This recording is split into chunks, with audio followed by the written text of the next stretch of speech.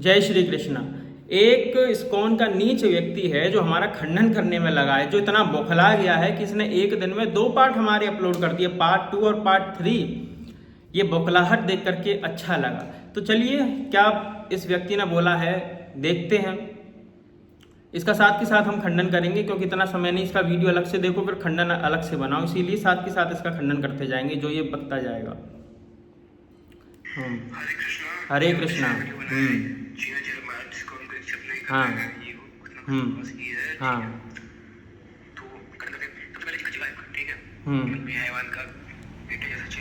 हाँ। देखो पहली बात तो मैं ये बता दूं कि इस व्यक्ति ने कहा कि ये हैवान का चेला है, तो इसको व्यक्ति का नाम बिगाड़ने के अतिरिक्त इस पर और कोई उपाय ही नहीं है कि ये शास्त्रीय तरीके से किसी का खंडन कर सके। तो अच्छा सॉरी इसकी शायद जीवा में कोई समस्या है, जो तुतला करके बोलता है ये, तो ये अ को हा बोलता है शायद, है ना, इसीलिए आह्वान को हैवान कह रहा है। चलिए कोई दिक्कत नहीं है, ऐसा हो जाता है कभी कभी।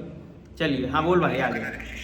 हाँ, इसने कहा कि हैवान के शिष्य हैं। तो देखिए भैया, मैं आह्वान कॉल ऑफ धर्म जो है वो हमारे अच्छे मित्र हैं, हमारे भाईवत संबंध हैं, वो हमारे बहुत अच्छे भाई हैं, ठीक है। शिष्य की बात रही तो हर व्यक्ति किसी से कुछ ना कुछ सीखता है, हर व्यक्ति किसी का गुरु होता है, हर व्यक्ति किसी का शिष्य होता है। तो मैंने यदि उनसे कुछ सीखा होगा, उन्होंने मुझसे कुछ सीखा होगा, इस रूप में वो मेरे गुरु होंगे, मैं उनका गुरु होऊंगा, वो मेरे शिष्य होंगे, मैं उनका शिष्य होऊंगा।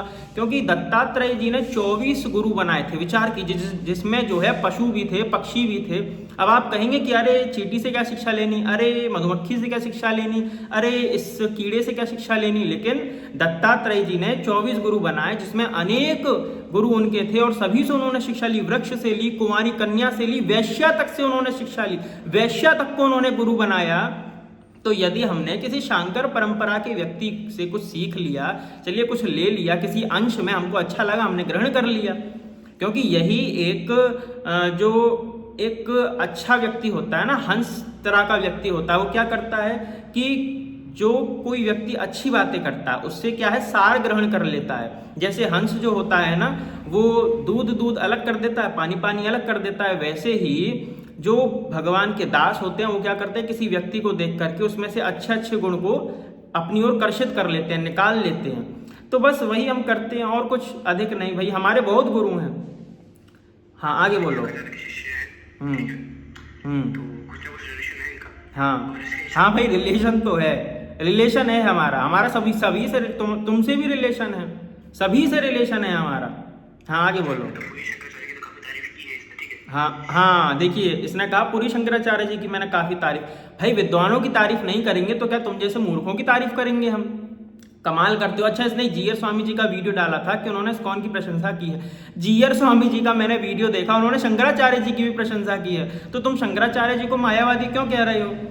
जीयर स्वामी जी कह रहे हैं Shankaracharya is also a great acharya, Shankaracharya ji को ग्रेट आचार्य के रूप में देख रहे हैं जीयर स्वामी जी। अब उनको तुम प्रमाण के रूप में क्यों नहीं मानते कि जीयर स्वामी जी देखो कह रहे हैं शंकराचार्य जी प्रमाण है, शंकराचार्य जी ग्रेट आचार्य हैं, तो क्यों नहीं तुम लोग मान रहे? अब मानो। हाँ, पूरी शंकराचार्य जी की मैं प्रशंसा करता हूँ, विद्वान है भाई, विद्वानों की प्रशंसा हर व्यक्ति को करनी चाहिए। अब तुम जैसे नीच हैं, जो राक्षस हैं, जो ईर्ष्या करते हैं, द्वेष करते हैं, वो कैसे प्रशंसा कर सकते हैं भला? आगे सुनते हैं।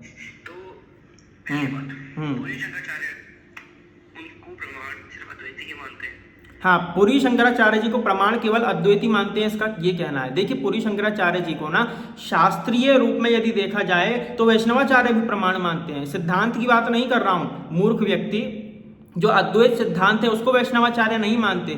जहां पर वर्ण व्यवस्था की बात है, जैसे कि वैष्णवों में वर्ण व्यवस्था को माना जाता है ना, वैसे ही शांकर परंपरा में भी वर्ण व्यवस्था को जन्मना माना जाता है। किसी भी वैष्णव संप्रदाय में वर्ण व्यवस्था को कर्मणा नहीं माना गया है। तो तू जो ये कह रहा है कि शंकराचार्य, पूरी शंकराचार्य जी को प्रमाण केवल अद्वैत मानते हैं, ऐसी बात नहीं है। वर्ण व्यवस्था के रूप में देख ले, वैदिक के रूप में देख ले, तो उनको प्रमाण वैष्णवाचार्य भी उतने अंश में मानते हैं। समझ गया ना बेटे? ठीक है, उनको प्रमाण वैसे भी नहीं मानने वाले, क्योंकि एक जो साइकियाट्रिक पेशेंट होता है, ठीक है, साइकियाट्रिक मतलब एक तरीके से मैं कहूँगा मेंटल पेशेंट, उनको प्रमाण तो नहीं माना जा सकता। हाँ, मेंटल पेशेंटों को प्रमाणिक नहीं माना जा सकता, क्योंकि उन्होंने कभी अध्ययन नहीं किया और वो शास्त्रों को समझने का सामर्थ्य रखते भी नहीं है, क्योंकि वो पागलपंतियों वाली हरकतें करते हैं। बेटे जैसे तू कर रहा है, तूने बेटे अपनी शक्ल छुपा ली है ना, फेस रिवील तूने किया नहीं और तू कुछ भी अनर्गल प्रलाप किए जा रहा है। अब देखिए फेस रिवील कौन नहीं करता है, अब इसको मालूम है कि ये फेस रिवील करेगा तो इसकी अच्छे से धुलाई की जाएगी। अब जैसे कि काले वन था, भगवान श्री कृष्ण जो थे ना भागे थे काले वन से। अब कुछ लोग समझने लगे कि भगवान श्री कृष्ण काले वन से डर के मारे भाग रहे हैं, किंतु डर के मारे नहीं भाग रहे थे, उन्होंने पहले ही योजना बना ली थी कि इसका वध कैसे करना है।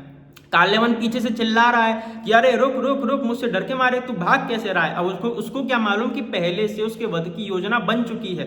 भगवान श्री कृष्ण जाते हैं एक गुफा में, मुचकुंद जी विश्राम कर रहे होते हैं क्योंकि बहुत वर्षों के बाद उनको विश्राम करने का सुअवसर प्राप्त हुआ था। युद्ध किए थे राक्षसों से, जैसे हम अभी इनसे कर रहे हैं, फिर इनसे युद्ध करने के बाद हम थोड़ा अध्ययन आदि के लिए जाएंगे, थोड़ा विश्राम इत्यादि करेंगे, ठीक है। तो मुचकुंद जी वहां कर रहे थे विश्राम। अब जैसे ही उसने मारी लात, योग अग्नि के माध्यम से काल्यवन हो गया भस्म। अब यदि वहां पे वो अपनी शक्ल नहीं दिखाता तो बेचारा भस्म कैसे होता। तो इनको मालूम है कि जो वैदिक लोग हैं, जो परंपरा प्राप्त लोग हैं, यदि उनके सामने मैंने अपना चेहरा दिखा दिया तो जैसे काल्यवन भस्म हो गया था वैसे ये मुझे भी भस्म कर डालेंगे। मुन्ना जल जाओगे, हाथ मत लगाना। उनको प्रमाण तो नहीं माना जा सकता। अच्छा, अब मैं क्यों कह रहा हूं कि वो नार्सिसिस्ट है। अच्छा, मेडिकल में जब हम जाते हैं तो मेडिकल की बातें कहाँ से आ गई भाई बीच में? ये शास्त्रों की बातें करना। मेरा तुझे शास्त्रीय खंडन करना है, बायोलॉजिकल खंडन नहीं करना भाई। कहाँ तू साइकाइट्रिस्ट ला रहा है, कहाँ तू मेंटल हॉस्पिटल ला रहा है, पता नहीं क्या बकवास किया जा रहा है भाई। तुझे खंडन करना नहीं आता, सीख। मैं तुझे सिखा रहा हूँ, यहाँ पे शिक्षा दे रहा हूँ आज, खंडन कैसे किया जाता है देख।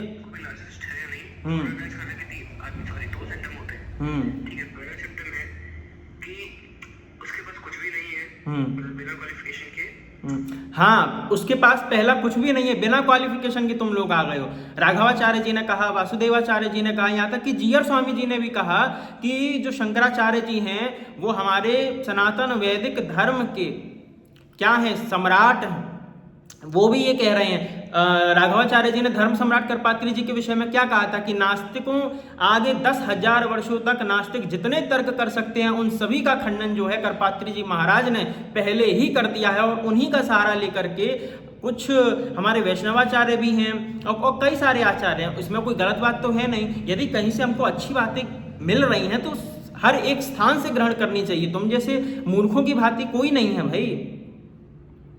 अब उनको करपात्री जी महाराज से भी कुछ अच्छी बातें मिली, उन्होंने ग्रहण कर ली और उन्होंने प्रशंसा भी की। तुम्हारी तरह कृतज्ञता व्याप्त नहीं करते हैं वो। बहुत ज्यादा बोलता है।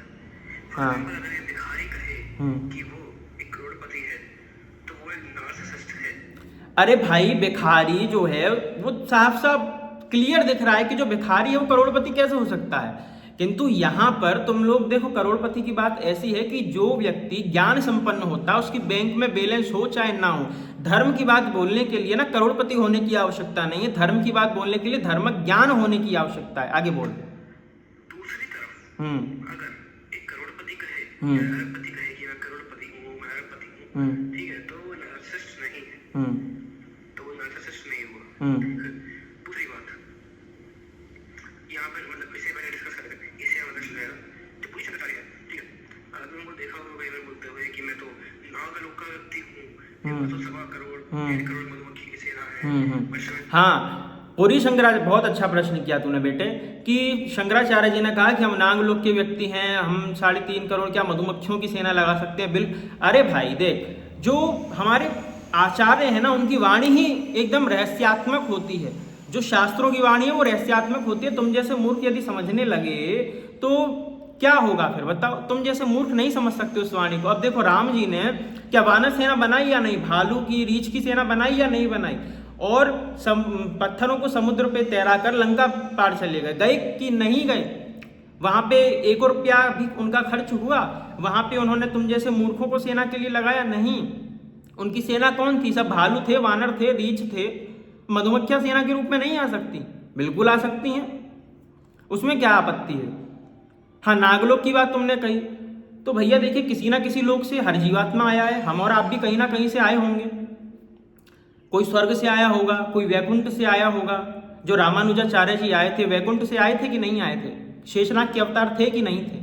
अब उस समय यदि वो कहते मैं शेषनाग का अवतार हूँ, कुछ लोग उस समय भी उनको मानते थे कि ये अवतारी पुरुष हैं, कुछ लोग उस समय भी उनको नहीं मानते थे कि अवतारी पुरुष नहीं है। जो बहुत बड़े विद्वान होते हैं, आचार्य होते हैं, उनके विषय में ये कहा ही जाता है, ये देखा ही जाता है कि वो ये कहते हैं कि ये जो है ये अवश्य उनके अवतार होंगे, क्योंकि इनका जो ज्ञान विज्ञान है वो बड़ा विलक्षण है। तो पुरी शंकराचार्य जी का जो ज्ञान विज्ञान है इतना विलक्षण है, तो इसमें बोलने की कोई आवश्यकता ही नहीं है। अच्छा, रामभद्राचार्य जी ने जो तुम लोगों का खंडन किया था, फिर बाद में तुम लोग चापलूसी करने के लिए पहुंच गए थे, उन रामभद्राचार्य जी का फिर तुम वीडियो अपलोड कर रहे थे कि देखो देखो रामभद्राचार्य जी ने हमारी प्रशंसा कर दी।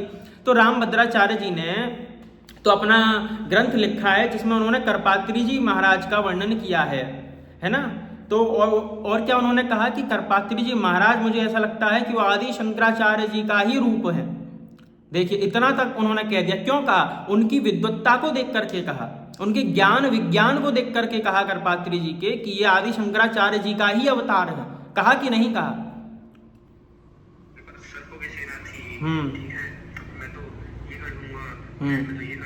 देखिए, हमारे देश में कई सारी ऐसी घटनाएं घटित होती हैं। ऐसा देखा जाता है कि जो साधारण से साधारण लोग भी होते हैं उनको अपना पुनर्जन्म कभी कभी किसी अंश में याद रह जाता है, ठीक है। तो अब सोचिए कि ऐसे दिव्य महापुरुष धर्म सम्राट करपात्री जी जैसे, है ना, रामानुजाचार्य जी, निम्बार्काचार्य जी, वल्लभाचार्य जी, हमारे पुरी शंकराचार्य जी, ऐसे जो हमारे दिव्य महापुरुष हैं, जब ये साधना करने जाते हैं, अपने गुप्त रूप से साधना इत्यादि करते हैं, तो इनको क्या कुछ याद नहीं होगा अपने पिछले जन्म के विषय में, किंतु उसको तुम लोग नहीं समझ सकते। तो उसमें गलती तुम्हारी है, गलती उनकी नहीं है। महाभारत में एक बात आई है जहां पर ये कहा गया है कि यदि बृहस्पति जी भी मूर्खों के समक्ष आकर के उनको ज्ञान देने लगे ना, तो जो मूर्ख लोग हैं वो बृहस्पति जी की भी अवज्ञा करने लगेंगे कि क्या ज्ञान दे रहा है, तो बेकार का ज्ञान है। तो उसी प्रकार से पुरी शंकराचार्य जी के जो वक्तव्य, आज तो सोशल मीडिया का माध्यम है, तो प्रचार प्रसार सोशल मीडिया के माध्यम से हो रहा है, तो तुम लोग मजाक इत्यादि उड़ा लेते हो। किंतु पात्र अपात्र का विचार करके पहले क्या थे, शिक्षा का प्रसारण किया जाता था। पहले शिक्षा पात्र या कुपात्र का विचार करके दी जाती थी। किंतु आज क्या है कि उनका वक्तव्य कोई भी सुन ले रहा है। जो अधिकारी नहीं है वो भी उनका वक्तव्य सुन रहे हैं। तो जो अधिकारी नहीं है, जो पात्र नहीं है, वो जब उनके वक्तव्य को सुनेगा तो पात्र में छेद होगा, तो वक्तव्य क्या बहता हुआ जाएगा ना। वही हाल तुम लोगों का है। तुम लोग जो हो वो छेद किया हुआ पात्र है तुम लोग। तो छेद किए हुए पात्र में दूध डालोगे, पानी डालोगे, कुछ भी डालोगे तो वो बह ही जाएगा ना। वही स्थिति तुम लोगों की है। हाँ भाई, तो ये नॉर्थ के अंदर ही आता है। अगर आपके पास है तो कभी हमें दिखाइए, सिर्फ बोलने से कुछ नहीं होता। पहली बात तो ये। दूसरी बात, अपने आप की बड़ा चढ़ाकर तारीफ करना ना भाई, हमने बड़ा चढ़ाकर अपनी प्रशंसा कभी की ही नहीं, कभी नहीं की हमने। तुम ही प्रशंसा तुम लोग करते हो अपनी। जब भी हम तुम लोगों के विषय में कुछ बोलते हैं, तुम्हारा खंडन करने के लिए प्रस्तुत होते हैं, तुम लोग मालूम है क्या बोलते हो? अरे तुम वैष्णव अपराध कर रहे हो। मतलब कि तुम अपने आप को इतना बड़ा वैष्णव मान रहे हो कि यदि कोई तुम्हारे बारे में कुछ कह रहा है तो तुमको लगता है कि इसने तो वैष्णव अपराध, मतलब तुम्हारे अंदर इतना अहंकार भरा हुआ है कि तुम अपने आप को बहुत बड़ा वैष्णव मान बैठे हो। समझ रहे हो? तो अहंकारी कौन है, मैं या तुम? ठीक है, और अपने आप को एक तरीके से बहुत सुपीरियर माना होगा। आपने उनको देखा होगा कि मैं तो नागलोक का व्यक्ति हूँ, मैं तो वैकुंठ में नित्य स्थान है, ठीक है, मैं तो ये हूँ। हाँ, पुरी शंकराचार्य जी ने कहा था नागलोक में नित्य स्थान है।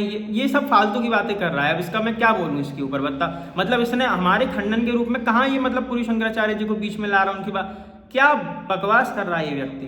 इसके पास मैंने पहले ही कह दिया कि इन लोगों के पास शास्त्र नहीं है, गुरु नहीं है, परंपरा से ज्ञान नहीं है, इसलिए ये लोग मूर्खतापूर्ण प्रलाप ही करेंगे। नारायण, ठीक है। तो भैया आदि शंकराचार्य जी ने कहा ही है, जो मेरी गद्दी पर बैठेगा वो शिव स्वरूप है।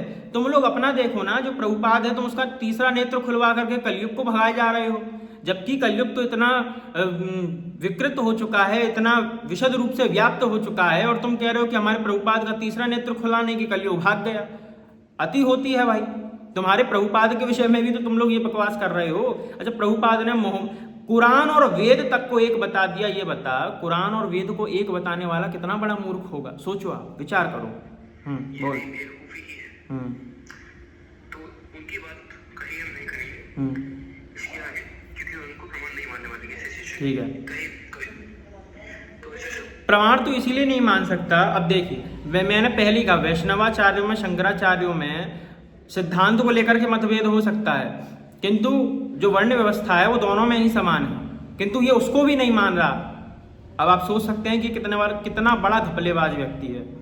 हाँ, बताऊं कि मैं इस्कॉन का इस व्यक्ति ने कहा कि मैं बता देता हूं, मैं इस्कॉन को रिप्रेजेंट नहीं, पूरी चापलूसी इस्कॉन की कर रहा है। अरे अब सोचो, अब विचार करो, मैं किस संप्रदाय से हूँ? श्री संप्रदाय से। ठीक है, मैं श्री संप्रदाय से हूँ और मैं यदि पूरी शंकराचार्य जी की प्रशंसा कर रहा हूँ, पूरी शंकराचार्य जी के विषय में कुछ वक्तव्य दे रहा हूँ, कुछ बोल रहा हूँ, तो ये व्यक्ति क्या कह रहा है कि मैं तो अद्वैत वेदांत को मानता हूँ, जबकि मेरा जो सिद्धांत है वो विशिष्ट अद्वैत है। मैं अद्वैत वेदांत को क्यों मानूंगा? तो मैं पूरी शंकराचार्य जी की प्रशंसा कर रहा हूं, तो मैं अद्वैती हो सकता हूं, किंतु ये इस्कॉन की चापलूसी कर रहा है तो ये इस्कॉन को रिप्रेजेंट नहीं कर सकता। मतलब कितना, मतलब क्या है भाई तू? हाँ बोल आगे। इस्कॉन से बिलोंग भी नहीं करता, किंतु फिर भी इस्कॉन की चापलूसी करनी है फेस को रिवील ना करके। हाँ आगे बोल।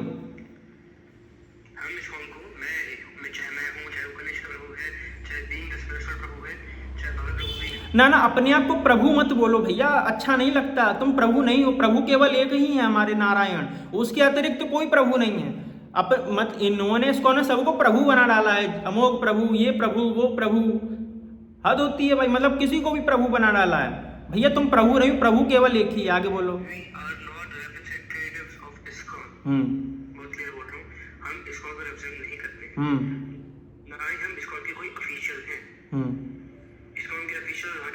इस्कॉन के ऑफिशियल वहाँ के जीबीसी हैं और यही लोग लाइव में आकर के क्या कहते हैं कि अमोघ लीला प्रमाण नहीं है, अमोघ लीला इस्कॉन का मेंबर नहीं है। जो व्यक्ति इस्कॉन का ऑफिशियल मेंबर है उसको डिनाई कर रहे हैं और फिर खुद कह रहे हैं कि मैं इस्कॉन का मेंबर नहीं हूँ। तो क्या चाहते हैं लोग कि हम इस्कॉन के ऊपर ना बोले, इसके ऊपर ना बोले, क्योंकि हम इस्कॉन के मेंबर नहीं हैं। क्योंकि हम बार बार कहते हैं ना कि ये इस्कॉन का व्यक्ति है, इस्कॉन का व्यक्ति है, तो उसमें इस्कॉन का नाम आता है। तो ये व्यक्ति को अपनी शक्ल भी छुपानी है, फिर शक्ल छुपा के ये कहना है कि मैं इस्कॉन का मेंबर नहीं हूँ, और फिर ये व्यक्ति लाइव में आकर के कहता है अपनी शक्ल छुपा करके कि अमोघ लीला भी इस्कॉन का मेंबर नहीं है। फिर यही व्यक्ति कहता है कि पुंडरीक गोस्वामी भी जो है वो गौड़ी आचार्य नहीं है, क्योंकि उनकी जो हरकतें हैं वो गौड़ी आचार्य वाली नहीं। तुम्हारी जो हरकतें हैं वो वैष्णवों वाली हैं। पुंडरीक गोस्वामी जी की जो हरकतें हैं वो गौड़ी आचार्य वाली नहीं, किंतु तुम जो हरकतें कर रहे हो वो वैष्णवों वाली हैं, वो प्रभु वाली हैं, जो तुम अपने आप को प्रभु जी कह करके रिप्रेजेंट करते हो। अरे वाह, ठीक है, हम नहीं। यार स्वामी जी श्री संप्रदाय के आचार्य जो हैं वो इस्कॉन की प्रशंसा कर रहे हैं, तो इस्कॉन की प्रशंसा करें केवल वही लोग जिनको प्रिय है, किंतु जो लोग इस्कॉन की कमियां, ठीक है, इन्होंने बोला था जाति। हाँ, इसने अब जाति पे आ गया। अरे भाई, जो आज इस समय तुम लोग जातिवाद समझ रहे हो वो शास्त्र सम्मत है ही नहीं। तो जो शास्त्र सम्मत जातिवाद आज है ही नहीं, उसको हम रिप्रेजेंट नहीं करते हैं। जातिवाद तो था ही। जातिवाद का अर्थ मालूम है? गीता तुमने पढ़ी नहीं होगी। जाति धर्मा कुल धर्मा च शाश्वता, जाति धर्म कुल धर्म शाश्वत है। थोड़ा भाई अध्ययन कर लिया करो। महाभारत के अंदर भीष्म पितामह बता रहे हैं कि अपनी ही जाति में विवाह करना चाहिए। अपनी जाति में यदि तुम विवाह नहीं करोगे, कुल गोत्र से हीन हो जाओगे, वर्ण शंकर संतान उत्पन्न हो जाएंगी। मनुस्मृति 10:61 यत्र त्वइति परिध्वंसा जायते वर्ण दूषका राष्ट्र के साथ तदराष्ट्रम क्षिप्रमेव विनश्यति। मनुस्मृति का भी कभी अध्ययन कर लिया करो। जो सिकंदर आदि जो विश्व विजेता हुए, सेल्यूकस आदि जो आए भारत में, उनको कब हराया गया? तभी हराया गया ना जब जो है भारत के अंदर वर्ण शंकर इत्यादि इतना नहीं फैला था। भारत गर्त में जाएगा। मनुस्मृति में क्या लिखा है? राष्ट्र के साथ तद राष्ट्रम क्षिप्रमेव विनश्यति। जो राष्ट्र है वो गर्त में चला जाएगा। कब? जब राष्ट्र के अंदर वर्ण शंकर संतान उत्पन्न होंगी। जाति को न देख करके, गोत्र को न देख करके विवाह होंगे। किंतु फिर भी इस व्यक्ति को जातिवाद पता नहीं कौन सा जहर लेकर के घूम रहा है। आगे बोल बेटे।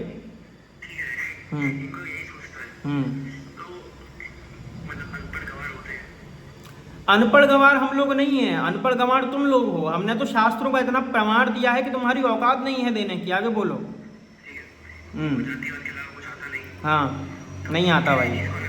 हाँ, जो पेजावर स्वामी जी है कि हमारी परंपरा मथुरा से आती है, तो मथुरा परंपरा से हमारा गायत्री मंत्र आता है जो गोपाल गायत्री है। तो मथुरा परंपरा के विशेश्वर तीर्थ स्वामी जी ने और पेजावर स्वामी जी ने इस्कॉन को ऑथेंटिफिकेशन दिया है।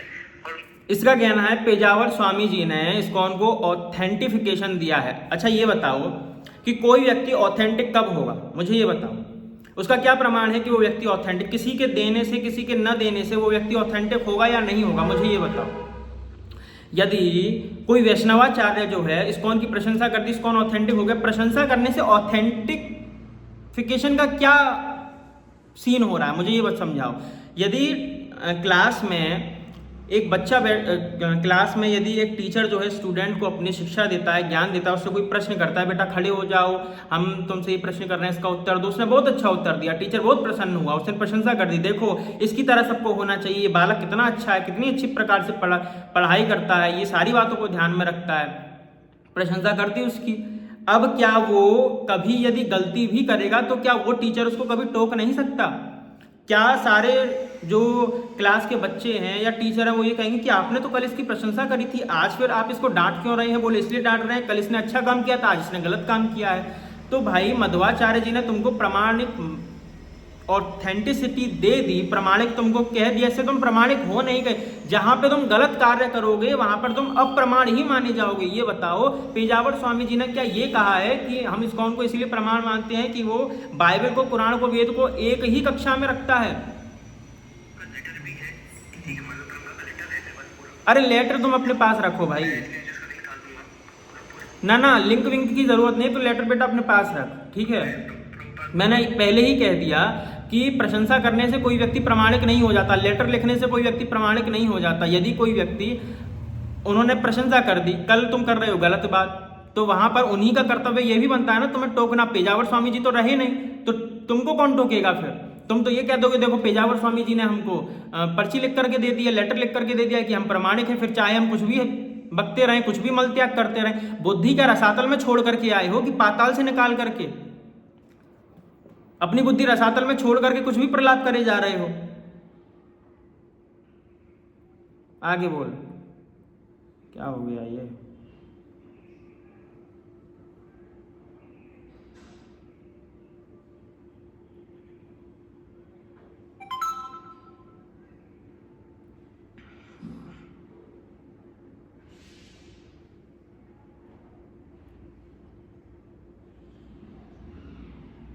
हरे कृष्णा, ये मनुष्य ना ही हम इस्कॉन के कोई ऑफिशियल हैं, ठीक है, उनका लेटर भी है, उनकी वीडियोस भी है, कि वो उनके जो मतलब के वो है पेजावर स्वामी जी और विशेष व्यक्ति थे स्वामी जी, और वो इस्कॉन को एक्सेप्ट कर रहे हैं, ठीक है। ये हम अपने लोगों के साथ दिख रहे हैं, उनके बाद से गए थे वो रिजल्ट पर और उन्होंने बात की थी। तो कल को परंपरा से है अन्य हरी बच्चे का बताइए अच्छा वाला है, पर जो परंपरागत आचार्य है, परंपरा बोलना सीख ले भाई। राघवाचार्य और अद्वैत संप्रदाय और राघवाचार्य और ये देवाचार्य एक्सेप्शन है, इनको श्री संप्रदाय के लोग खुद नहीं मानते, ठीक। ये व्यक्ति कह रहा है राघवाचार्य जी को, वासुदेवाचार्य जी को, इनको श्री संप्रदाय के लोग खुद नहीं मानते। अरे मूर्खो, तुमको कौन से गौड़िया वैष्णव मानते हैं? कौन गौड़िया वैष्णव तुमको प्रमाण मान के बैठा है भाई? तुम्हारा ही खंडन करते हैं गौड़िया वैष्णव, वल्लभ संप्रदाय के लोग तुम्हारा खंडन करते हैं। हर एक संप्रदाय पे अपना आधिपत्य करना चाहते हो तुम लोग। ऐसी कौन सी संप्रदाय है जिसके विषय में तुम्हारे प्रभुपाद ने न बोला हो उल्टा सीधा? तो उनको छोड़ के जो परंपरा में आके अगर इस्कॉन के बारे में कुछ गलत बोले तो हम सॉल्व करते हैं, ठीक है, उनसे बात करते हैं। ऐसा नहीं है कि हम उनको गाली गलौज करते हैं उनको पे, नहीं, वो गाली गलौज ठीक का काम है ऐसा, ठीक है। गाली गलौज कब की भाई? मतलब कुछ भी बोला जाएगा? ये केवल मीठा मीठा हाउ और कड़वा थू करने वाले लोग हैं। तो जी स्वामी की बात ऐसी है, जी स्वामी जी टक्कर के आप हमने अपनी बात सुनी है, तू अपनी सुना बेटे।